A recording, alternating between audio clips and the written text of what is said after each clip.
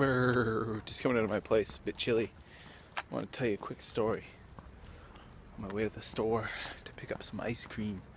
A story from my days back in Korea a long time ago. I'm starting to run out of these stories. I don't hang out with crazy people anymore. I'm a family man. I got little kids, and I don't go out and drink in bars or anything anymore.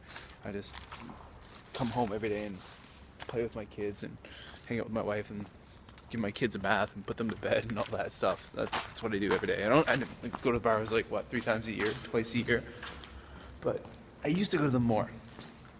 Okay, this is a story not about me at all, but it was told to me by a guy and it happened to him, and I believe it. It's pretty crazy because so many years ago I lived in Korea, my second year in Korea, and I had a friend who was sleeping with his boss. He was having sex with his boss.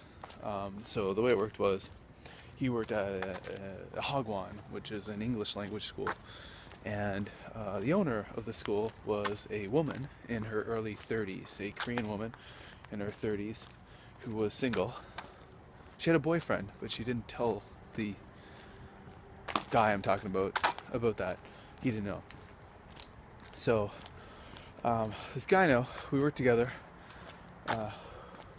We worked together at one point, my first year in Korea, for a little while, and then I did a year in Korea, then I went and traveled around Southeast Asia. I went back to Canada, got another job, came back to the same town. He was there. At that point, he was working at a different school. So the school he was working at was a language school run by this Korean woman who she taught all the English classes herself. And eventually, I guess her school grew big enough where she wanted to hire a native English speaker. So she hired this guy. He was in his late 20s at the time. She was in her early 30s. She told him she was single. Very attractive woman. Very, very, very attractive woman. And they soon began a sexual relationship. And he told me all the details, and he told everyone all the details. Pretty raunchy sexual relationship. Now, the owner of my school was a man in his mid-50s who had a really big belly, so there was no relationship there with him and I.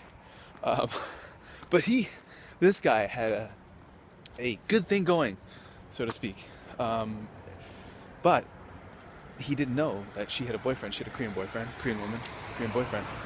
No idea. She never told him. It was a complete secret. One night, so he lived in the same building as the school. So he lived in it was an office tower, what they call it. So the school was on one of the floors, the first, second, third, fourth, fifth, I don't know.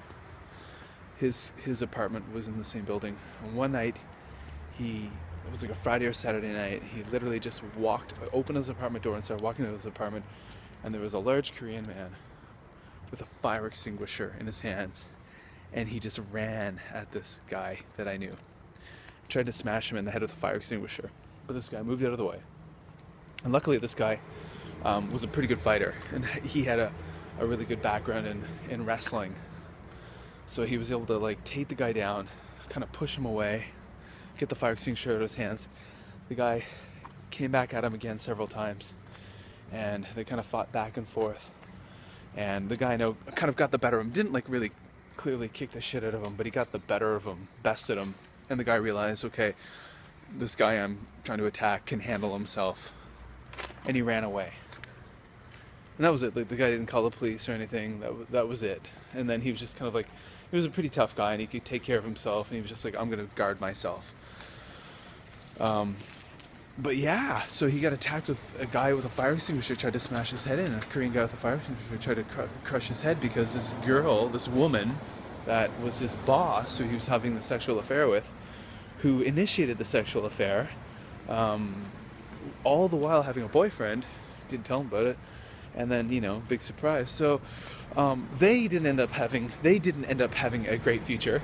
He ended up leaving that school, and it's a very muddy story.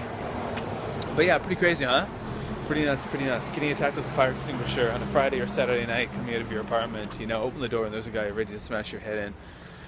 Yeah, that was not me.